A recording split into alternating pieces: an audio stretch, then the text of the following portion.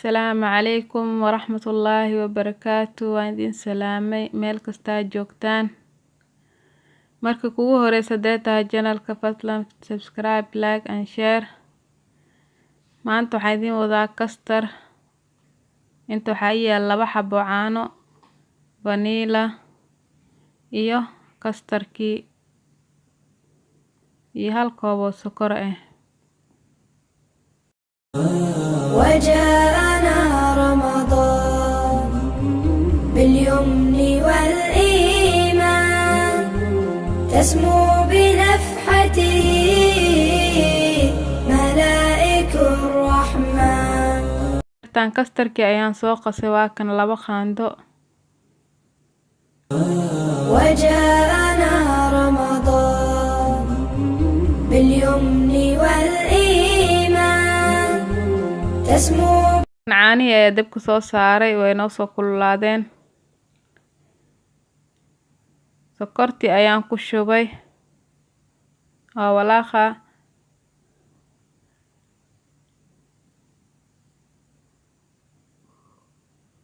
Haddana waxaan ku soo shubayaa kastarkii. وجاءنا رمضان باليمن والإيمان تسمو بنفحته ملائك الرحمن تسمو بنفحته ملائك الرحمن. شهر به نرقى يزيدنا رفقا شهر به نرقى. Kastarka ku shubtid tartiib ayaa u walaaqaysaa ilaa uu kaaga soo adkaado. Waqti badanna ma ka qaadanayo. وجاءنا رمضان باليمن والإيمان تسمو بنفحته ملائك. Haddana nus qaando vanilla ayaa ku daray.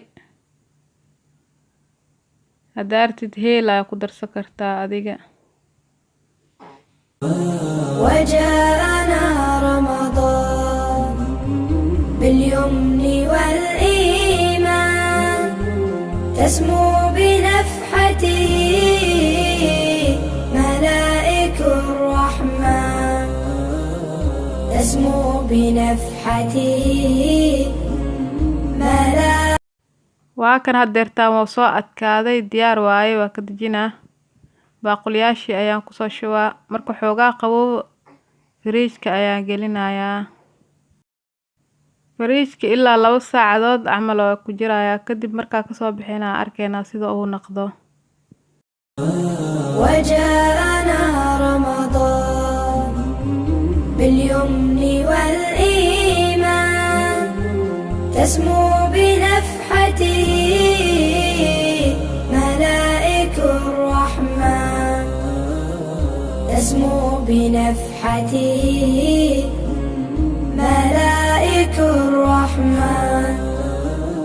شهر به نرقى يزيدنا رفقا شهر به نرقى يزيدنا رفقا يعلم الصدق